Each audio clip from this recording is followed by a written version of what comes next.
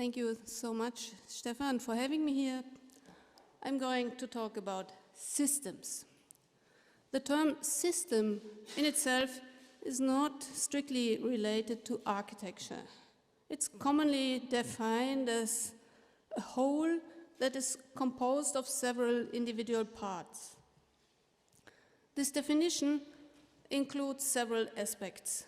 First, there have to be several parts, or elements, or modules. And second, these elements together have to form something that can be considered as a whole, something that functions and is distinct in any way. And then there's third, the act of putting together, meaning arranging these elements in a consistent way. The term system and also systematic have been introduced into German philosophy in the 18th century, and the concept subsequently was important in nature science, as you can see here. For architects, thinking in systems only became attractive somewhat later, namely with the introduction of mass production in the construction industry. And now I'm showing you a picture you have seen already, the Crystal Palace.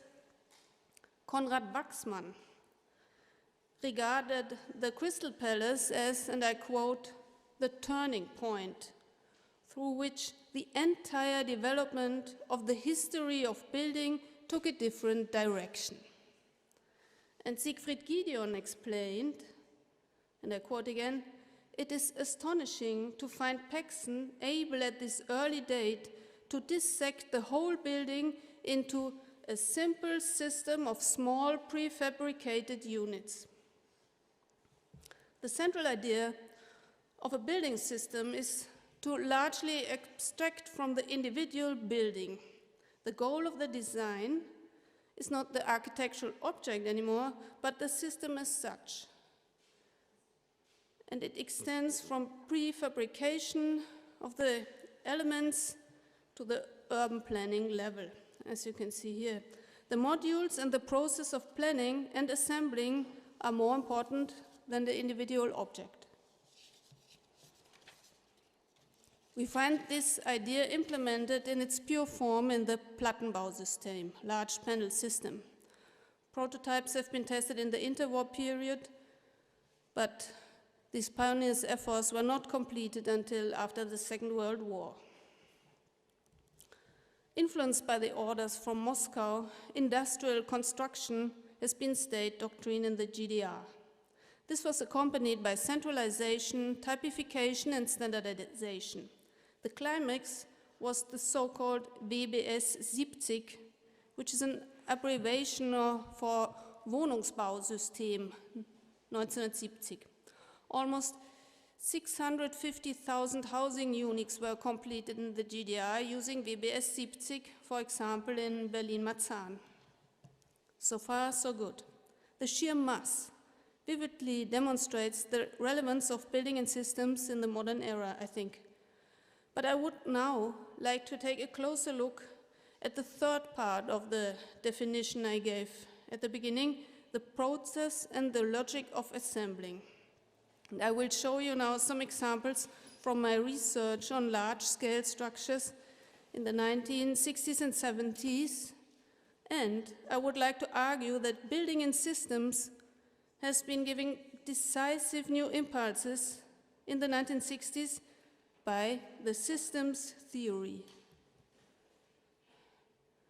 The German architect Richard Dietrich, who had worked in Konrad Wachsmann's office in his younger years, started to develop a new kind of building system called Metastadt in the mid-60s. He dreamed of assembling entire cities from multifunctional spatial grids, as you can see here.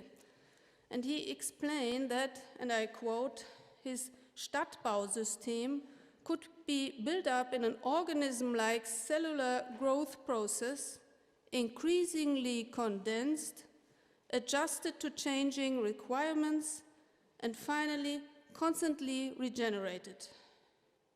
He no longer spoke of architecture, but of dynamic socio-technical total systems. This choice of words identifies Dietrich as a supporter of system theory. The biologist Ludwig von Bertalanffy had formulated his general system theory from the mid-40s. He wanted to formalize regularities that he had observed in different fields such as physics, biology, or economics. For our context, the theory of so-called complex systems is particularly interesting. It describes circumstances as diverse as the internet or the spreading of dynamics of epidemics.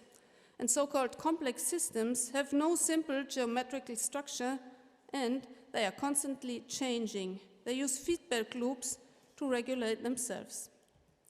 Back to Dietrich's Metastadt. As fairy tale-like as his idea might sound, Dietrich found partners for his project. They developed a steel framework that could be stacked up to 10 stories high. It was filled with facade elements, windows, etc. A pilot project was developed in Wulven in the Ruhr area, where a city center had to be built. Unfortunately, it ended as a disappointment. Only the first construction phase was realized, and it was torn down after only 12 years.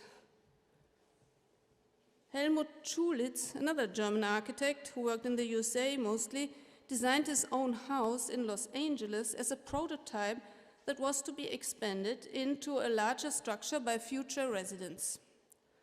A consistent design by a single author, to him, seemed to be undemocratic. He called his approach open system and even pleaded for an open aesthetic. His designs were intentionally made to look unfinished, to encourage residents to remodel their houses by themselves. The demand for openness challenges the classical notion of a coherent design or an organic work of art. The question of openness was also present in the visual art at this time, as you can see in this exhibition Torso, das Unvollendete als künstlerische Form. The test house would have fit in perfectly here. This appreciation of the fragmentary in art led to almost romantic compositions. One example is Moshe Safdie's habitat housing development in Montreal. The concrete boxes seem to have been thrown together by a child's hand, but this aesthetic of randomness in this case was not created by the residents shuffling their boxes back and forth. It was composed by a single author. The amorphous form suggests a process of assembling that never took place, while at the same time architectural ensembles were admired that had actually never been designed by a single author. Like you can see them in the photos in Bernard Rudowski's famous exhibition, Architecture Without Architects. This must help us to better understand the next example, the Marburg building system for universities. Here, all the modules were laid out in a very strict grid from the drawer to the concrete shell. The master plan, on the other hand, looks amorphous, organic. In complex systems theory, there's also the concept of openness. It is necessary for interpreting living organisms as complex systems, because at the molecular level, all life processes mean that order is found. And order corresponds physically to an increase of the energy level. According to the second law of thermodynamics, living organisms must therefore be in constant energy exchange with their environment. They have to be interpreted not as closed or self-contained, but as open systems.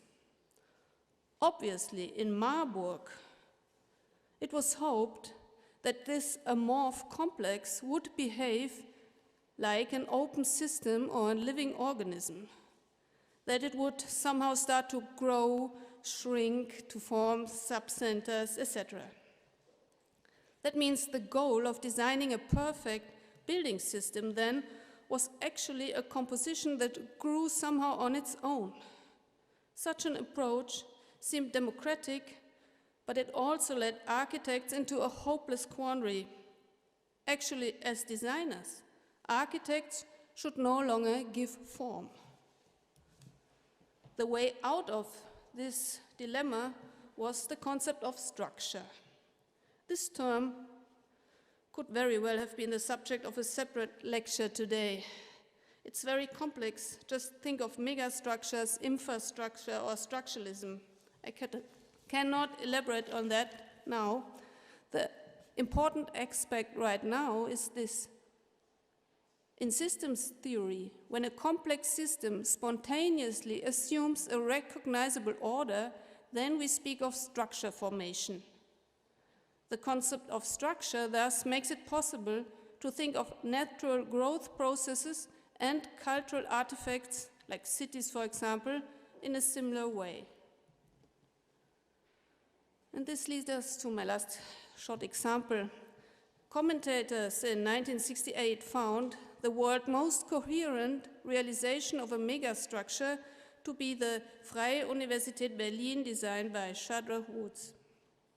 Woods emphasized that his design was not to be understood as a finished building, but as a preliminary proposal.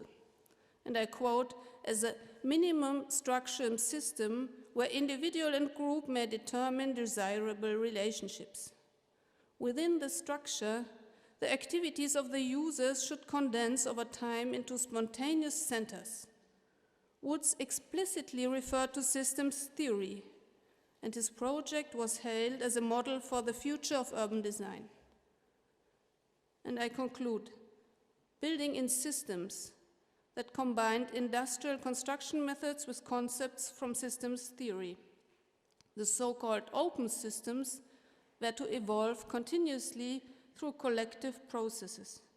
This is how architects of modernity wanted to overcome functionalism.